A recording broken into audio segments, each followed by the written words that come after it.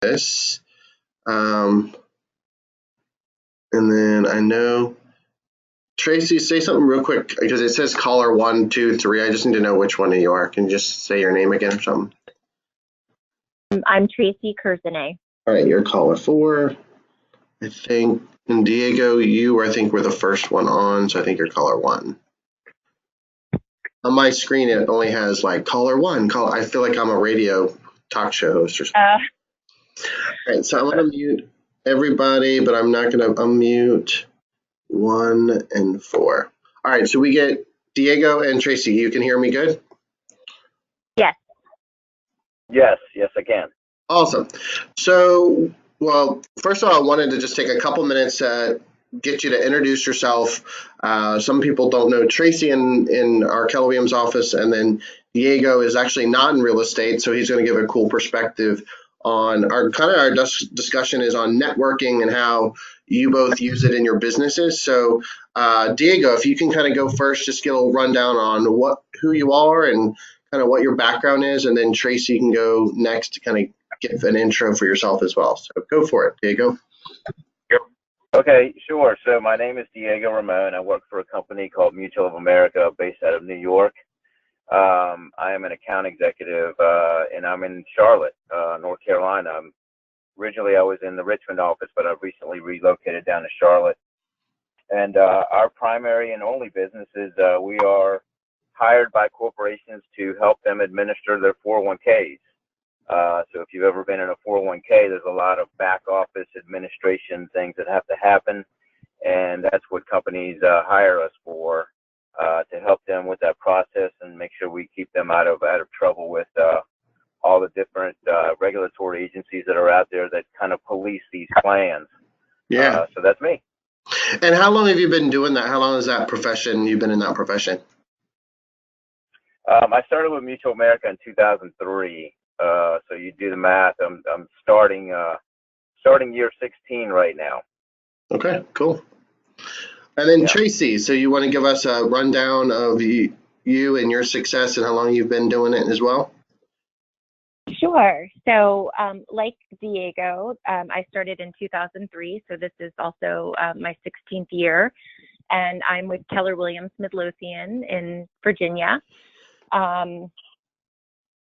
So I've just switched around to a few different offices. I've been at Keller Williams for about 7 years and absolutely love it. But obviously, I'm a realtor on one of the top teams, lead one of the top teams at our office, and I love it. I help people obviously buy and sell their biggest investment. Yeah. I know you take that really seriously and you've had great success in the 16 years. So I want to dive into, we always talk about, at least when I coach folks, we talk about lead generation sources, like basically how you're going to get your clients in the future or things like that. Diego, can you give us, I know we're going to talk about networking, but is there any other lead sources other than networking that you use to kind of attract your clientele? And then Tracy, you'll have to come a similar question. Is there any other lead sources other than networking that you kind of use? Sure. Yeah. So basically, there are 3 ways that I go about getting business, and so sort of different from the real estate business. You know, the 401k business is an intangible product. You're not really selling a property or a car or anything that the person can actually hold and touch. And so it's sort of a different animal there. What we're selling is a service, and hope and dream that your biggest asset right now is your home, but hopefully if you do the right thing, your biggest asset can be your retirement account too, or if not equally. So, but it's nothing that you actually hold. And so the way that we go about getting business is essentially, besides networking, is 2 other ways. Okay. One is taking care of the current customers that we have, so that they become a reference point for us, a referral source for us. They tell other people in the industry that we're doing a great job and you should do business with these folks. And when we go meet with them and do reviews, they will refer us to other potential customers. So that's one way. The other thing that we do is we have a database of basically every 401k within zip codes that are out there, and we essentially just get on the phone and call them. So they're cold calls.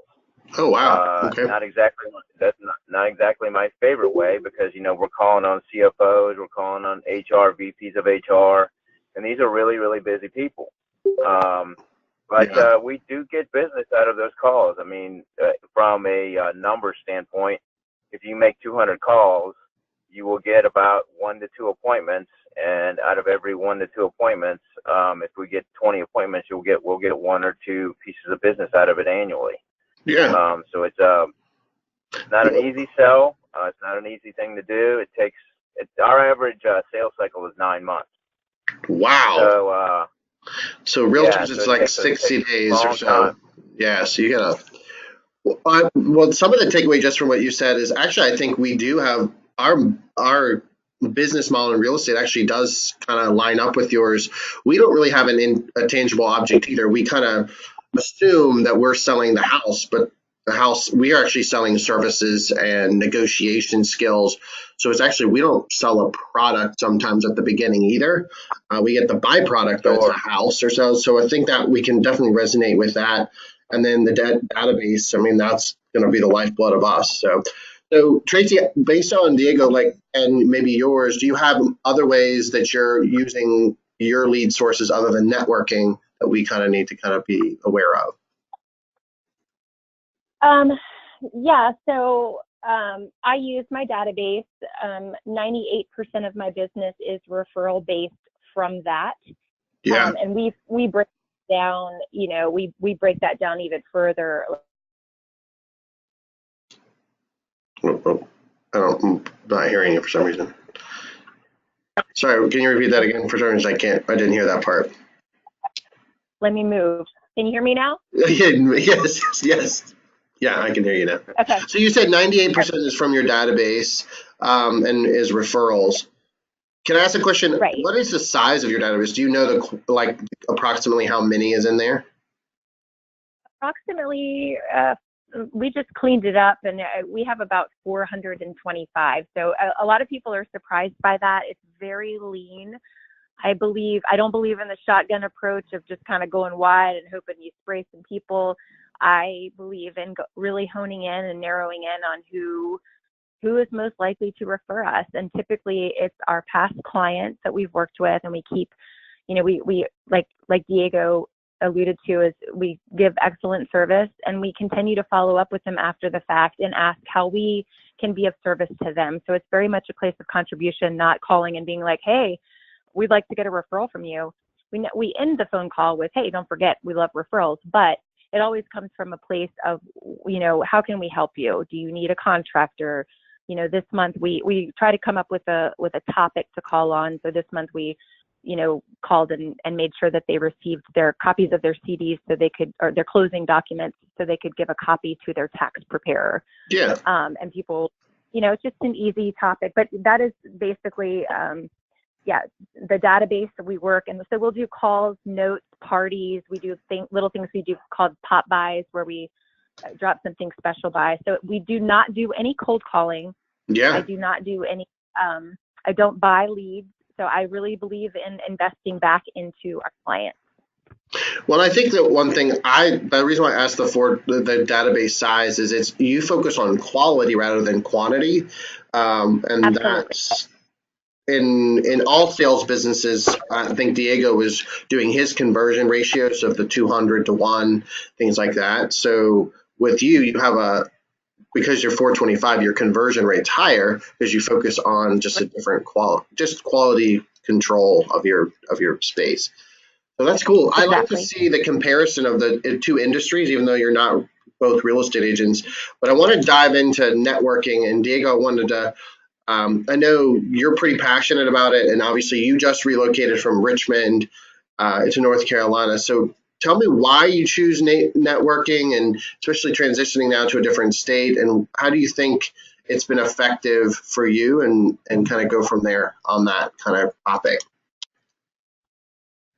Yeah, so I haven't, right now, what I'm trying to do is identify the right networks, here in Charlotte, but what I used to have the Raleigh, Durham, Chapel Hill territory, Okay. and the networking that I did there is, so I identified people that are sort of in my industry.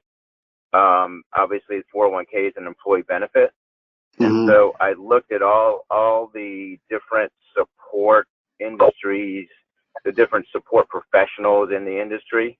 For example, obviously when you work for a company, you have health insurance, you have life insurance, you have disability insurance, all the AFLAC type of things, potentially prepaid legal. Usually there's an employment attorney that's involved, ERISA attorneys. So anyway, I looked at all of the different professionals that service corporations around employee benefits, and I Yeah. reached out to.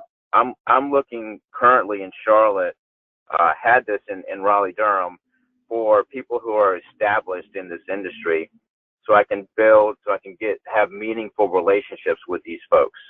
And what I mean by meaningful is, we can exchange referrals and leads and ideas as to how to get additional business. And in Chapel Hill, I had a group there that met monthly, and it was a group of 11 of us. It started with 5 of us, and we slowly but surely built it strategically to, add people to the networking group. And so it was a very focused networking effort of people who worked in the B2B, business to business area that were strongly focused on employee benefits. And it was great. I mean, I got two, three nice pieces of business every single year out of that group.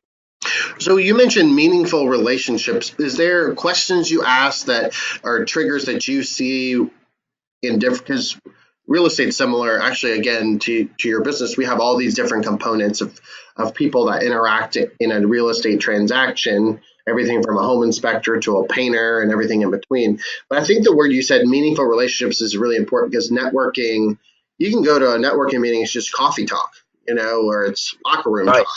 So how do you identify Right. meaningful relationships in a network, especially if you're building a network group, or if you're already a part of one? And what is meaningful relationships? There's some questions you ask.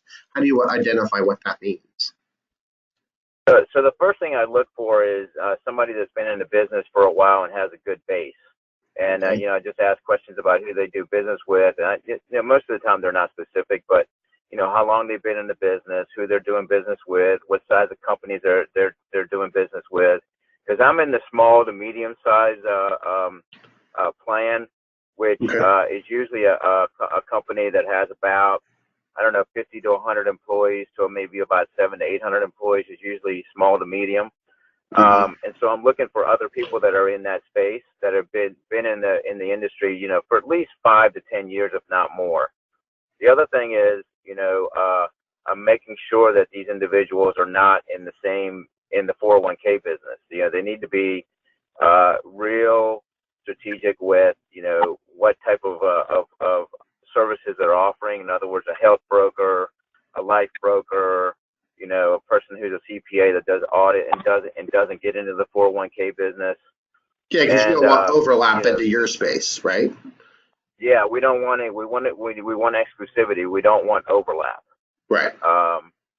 And then the last thing is, do you click with the person? Are you relatable with the person? And do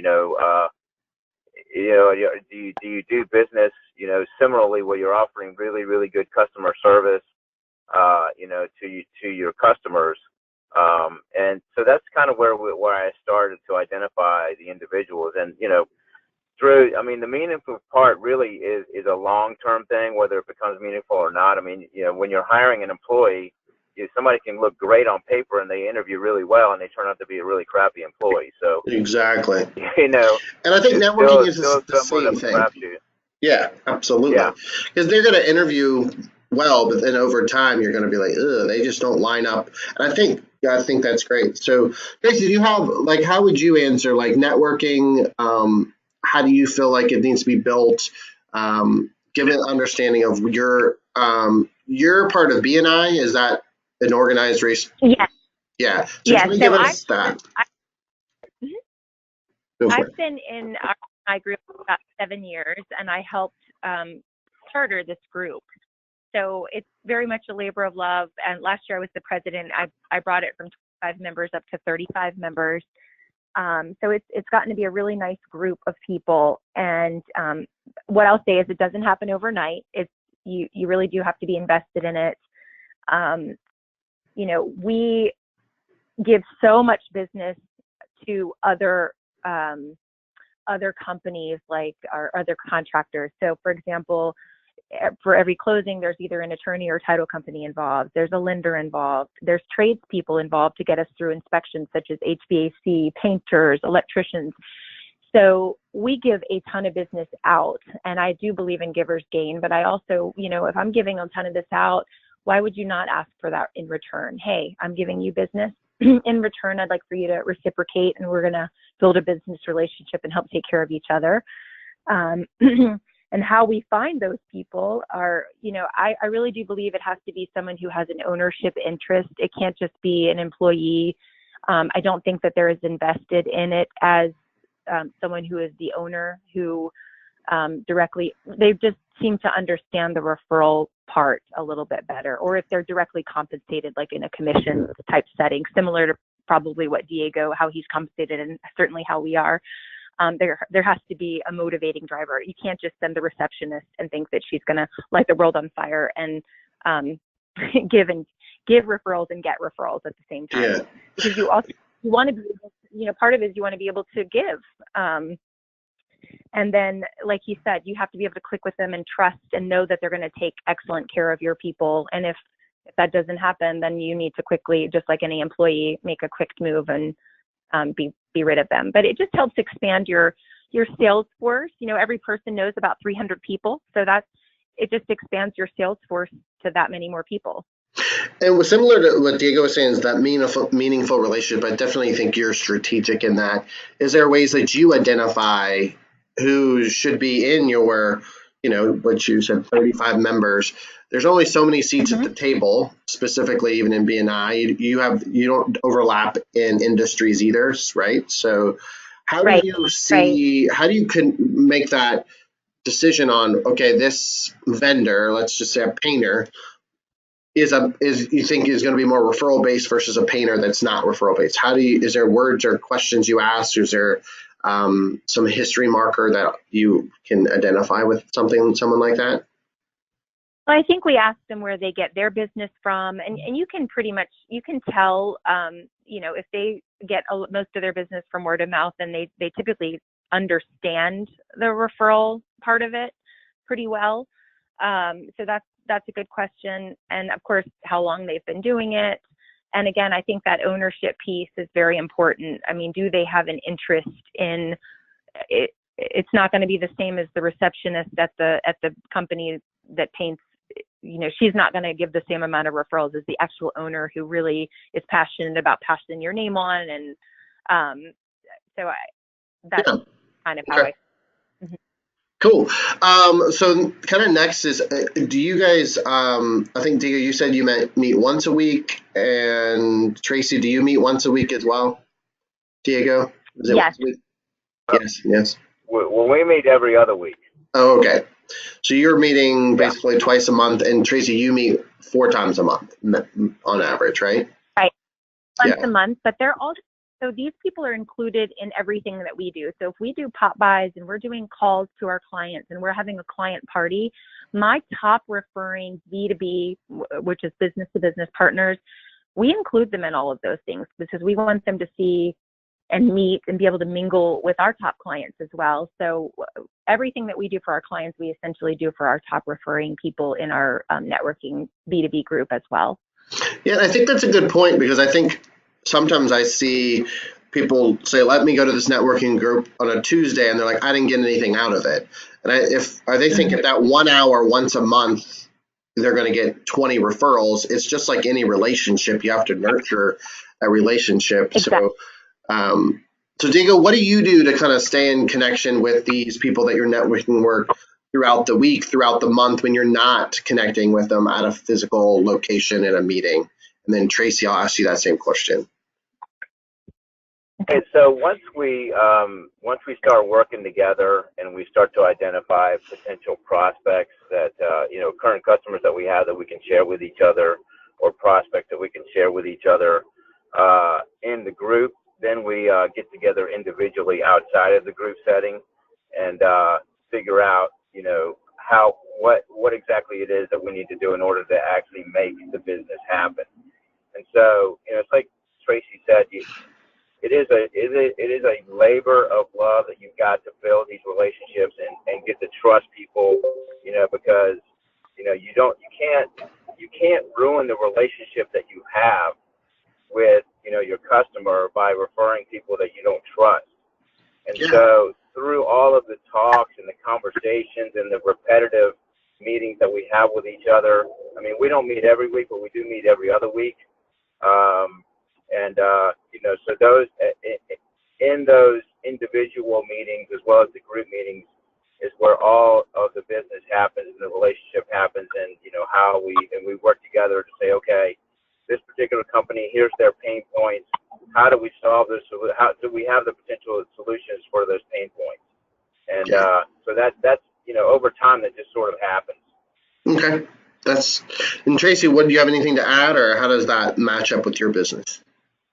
It's very similar. So in addition to the once a week meetings, just to stay top of mind to people, it's important to meet them on a one-to-one level so you can go deeper. There's only so much you can accomplish in a meeting where you get, 2 minutes to speak to give everyone else a turn. So you want to find out what their hobbies and interests are. You want to find out about their spouse and kids and, dogs and all of those things, because it just makes you go a little deeper. And, again, I think anytime you can drop a little something by that's personal to them, maybe they lost their pet or whatever, and you can drop something by and the pet's name, and it just, those are things that people remember. And if you're treating them that way, then they understand, wow, that's a wow moment. They're going to go, wow, I'm going to refer Tracy to my friends because, she treated me this way. So I feel 100% confident that she would treat my clients that way as well.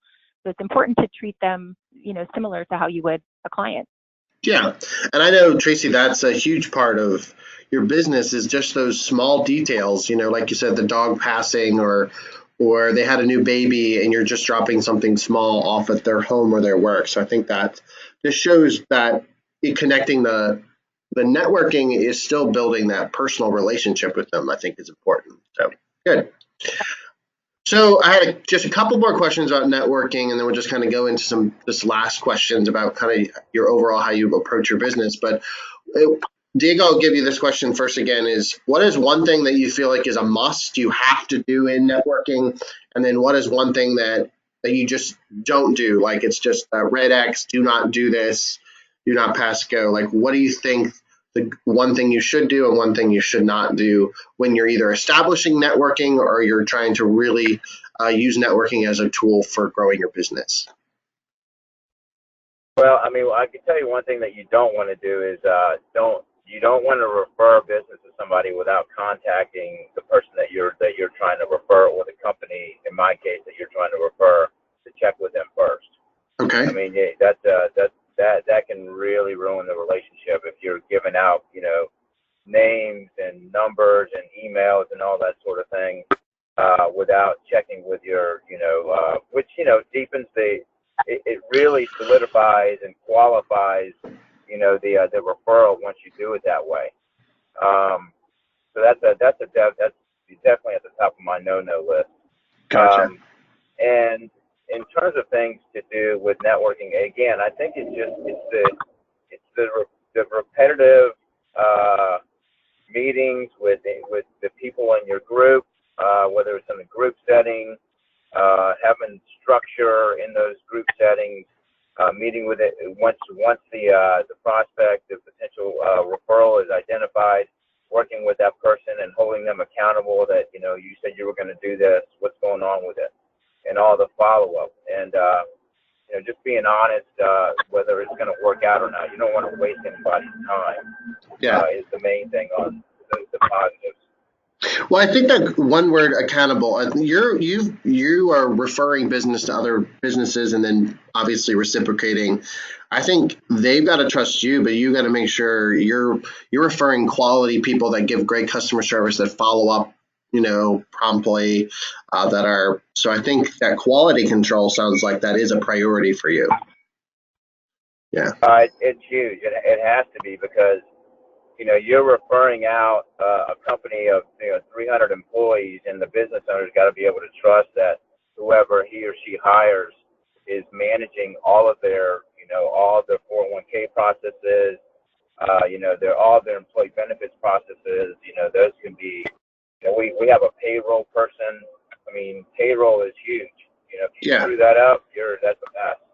Yeah, yeah. Tracy, what's your one thing, the must do, and one thing that you definitely say, do not do this?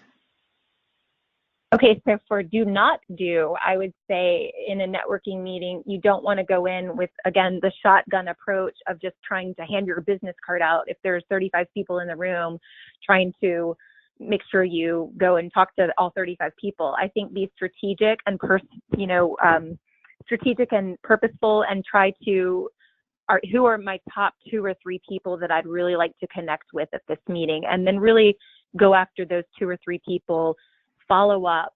But I think, again, go small, narrow the scope instead of the shotgun approach. Yeah, love that. And what do you think they definitely have to do? Like, that's not a negotiable thing if you're going to choose to use networking as a lead source. What not to do? What you must do, like what you need to do. Oh, the shotgun approach you get. Yeah, is that kind of the same answer? You definitely. So the need to do is that quality, not the shotgun approach. Is there anything that they shouldn't do? Or I guess that answers both questions and the same answer. Right. Okay. Good. I like it. So, for Diego, what do you think is the easiest part of networking for you, and what is the second kind of transition? What have you found is the most challenging part of networking, like that source for you? So, what is the easiest, and then what is the most challenging for you? So, I mean, the easiest, typically people in sales are social people anyway. They like interacting with other people. Otherwise, you're probably not that great of a salesman. So, the best part of networking to me is just, building that meaningful relationship, both on a business and on a personal level, because a lot of times these folks also become your friends. Yeah.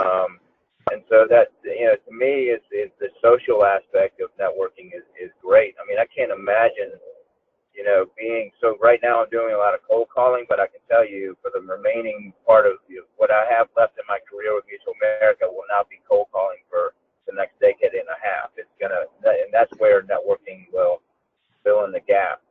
So that's definitely the best part. The most challenging part is, holding if you're in a network group, is holding those people accountable, that they're actually following through with what they say they're going to do. That's not exactly the most pleasurable conversations to have with people, but it has to be done in order to not waste people's time and efforts. Yeah. Okay.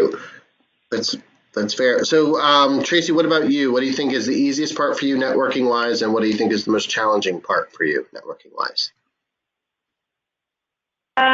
Well, for the challenging part, I think it's similar to what Diego said, is that these people do become your friends, and so it's very difficult to hold friends accountable. You're like, I really like this person, but they're not doing the things that they're supposed to be doing. So you do have to hold them accountable, and that can be challenging once you do get to know them and you've been in a group for a long time together. And then we've touched on this numerous times. I'm actually an introvert, so It is exhausting.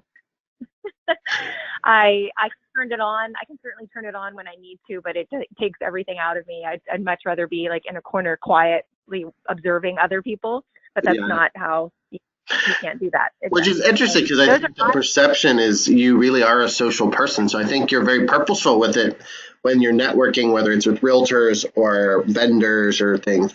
But yeah, so there's definitely two types of salespeople: very social, or those that just pull it out for the time being, right? So. Yeah, I definitely fake it. You've been doing well for 16 years, so you got that. You got that covered. So kind of the last question to wrap up the whole thing is time management. You know, you guys have families, you have other commitments, you both have very successful businesses. Networking, just for what you guys have already shared with us, it takes time. You know, you're going to go to the networking meetings, you do all the one-on-ones, you do all the follow-up, hold the people accountable. Dig, I'll kind of start with you. Like, how do you keep it all together with your time, with your schedules and your personal life and your professional life? 'Cause it sounds like networking is a huge chunk of it. So can you give any advice of how you manage your time to if you want to include networking in your world like you do?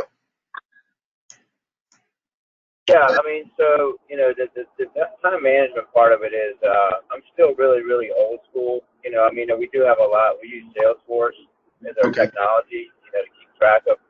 But I still use a paper calendar. Okay. Everything starts with a paper calendar, and I have times when I know I'm going to be making calls, and that's all I'm doing. I have times when I'm going to be going to my networking meetings. I have specific times when I'm going to see old customers to make sure they're well taken care of, or making phone calls to them. Times where I may be doing additional market research, and you just have to hold yourself accountable to making sure you stick with those times.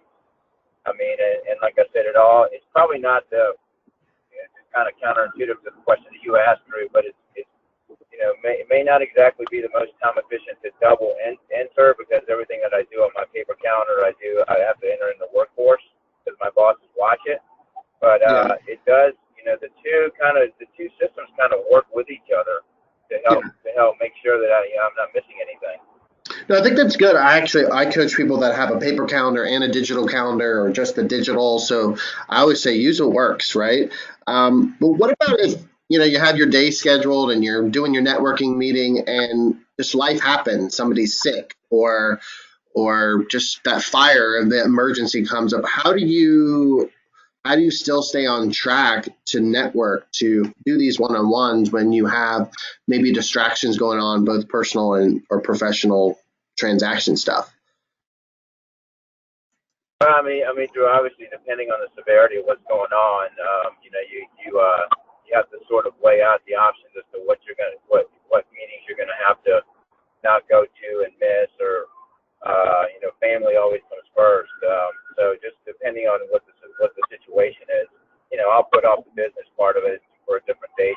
Customers understand, and the networking group that you're in understand. We don't have, like B and I. We don't have a way to send substitutes. I mean, I guess we can send a coworker, but I don't have it. I am the Mutual of America office in Charlotte, so I don't have enough coworkers that I could send. Yeah, yeah. At least for now. So it's a matter of just, like, I guess, having to miss the appointment if it's something that I have to attend to. Gotcha. And then Tracy, I mean, you're busy. You got a lot going on. You're a single mom with kids and your business is insane and you do all these one-on-ones and networking. I always say you look like a cold glass of water. You always look like you have it together. You have all of your schedules, you just make it happen. What would be your advice to like make sure that they're maintaining that time for both professionally and personal, and how is there any tips or tricks that you use to make that happen in your world? Well, I think it's like the Nike slogan, you just do it. You just kind of like one day at a time, try not to get overwhelmed. I stick to my schedule, my calendar as much as I can. Real estate's sort of a interesting business, is that we do get, something catches on fire at the last moment and you kind of have to deal with that. And there's a lot of balls in the air.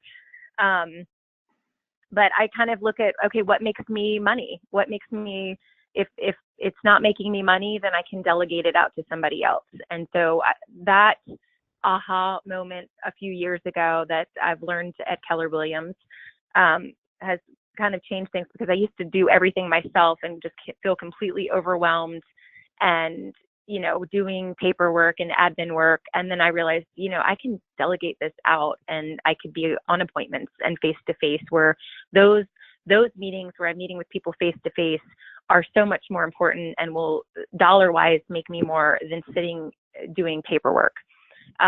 So I just look at it from that perspective. Which of these two choices, which one is going to make me more money, and I try to go with that one. And then of course, like you said, family is first. So I try to work, until 6 p.m. at night, and then I try to shut everything down because the kids, they'll be grown and gone one day, and it's just important to fully be there. So I try to get as much out of my day as I possibly can.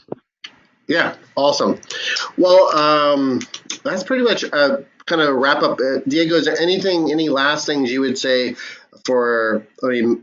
we coach real estate agents. Do you think any advice that you would give on if they think networking is a source of leads that they want to start going after? Is there any last kind of comments or suggestions? And then the same with Tracy. I mean, the main reason why I network is to make sure that, it's just part of my marketing efforts to make sure that the phone is ringing both ways. Right now, being new in Charlotte, I'm trying to establish myself as a 401k specialist, in the Charlotte market. It's a challenge because everybody is here. There's lots of opportunity, but there's also a ton of competition. And so, it's going to take some time, and networking is going to, I think, expedite the process for me, because, I'm trying to connect with other people who are already mature here and have worked the market for years. I do have a customer base here that I can rely on and refer out, so I'm not starting from ground zero.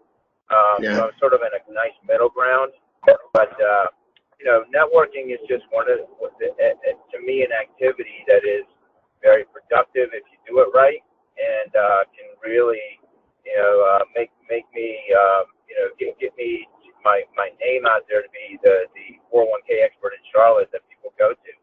Yeah. And Tracy, what about you? Any last advice, anything that you would say that would kind of make sure the agents focus on the right things when it comes to networking? Well, I would just say find some great folks that you trust in, some business partners. We, again, have the ability to send a lot of business to, for punch list items, HVAC, painters, electricians, handymen. So lean into those great guys and expect, ask for that back in return. Givers gain. It's if you give, and they will receive. They'll help you receive if you train them the right way. Yeah, I think that's important. Train them the right way. You're giving them business. You still do have to ask for the referral, but it's in a softer, less beat you over the head, make me buy or sell a house way. So exactly, yep. It's just a gentle reminder. Yeah, just a little nudge, right? Well, I opened it up, unmuted everybody. I don't know if anybody has any questions. We're about 39 minutes into it. Does anybody have any questions? I know sometimes we overlap with speaking because we can't see each other. So if anybody want to shout out their name and then what their question is and who they want to be. Anybody? This is Charlie Thomas. What are some things to look for if you're looking to join a networking group or find a networking group? Do you have any recommendations? Tracy, you want to take that at all? I think each group has their own unique culture. So I would visit a few and see just kind of where you feel comfortable. There are some groups that I visited that were just so strict and very cold feeling to me. And our group is very organized and we stay on task, but we also have, we can laugh and it's a little more laid back. It just has a nice feel to it. So I would say go where you feel comfortable. It's just like, finding a brokerage or a company that you like. Yeah, definitely. What kind of group are you in? I'm in a BNI group. I just like their structure. They're very purposeful about, they make no bones about, hey, we're here to make money and pass referrals. And so some groups are like, oh, we're here to do service and we're here to do other things and business is a side result. No, we get right to the point. Ours is about. Yeah. Okay. Thank you. All right. Anybody else have a question? Well, I took like 2 pages of notes. So thank you guys for joining me. I know you guys have busy, productive days, especially on a Friday. Um, but I think both of you are good examples in both completely two different industries. That if you're one thing, my probably overall takeaway from both of you guys is consistency. Is you got to be consistent in the relationship, whether it's at the networking event or meeting, and then also those one-on-ones. So I think that's a huge part of the success of I think both of you had is you're very purposeful, you're very intentional to use networking as a leverage tool to create leads. So awesome. Well, that Well, will thank you. do it for the Mindset Mastermind call. And if there's anything else, appreciate you guys' time and have a wonderful Friday. All right. Thanks, Drew. You All right. too. Take care. And thanks everybody for being Bye. on the Bye-bye. call and the recording. I'll send you guys later. See ya.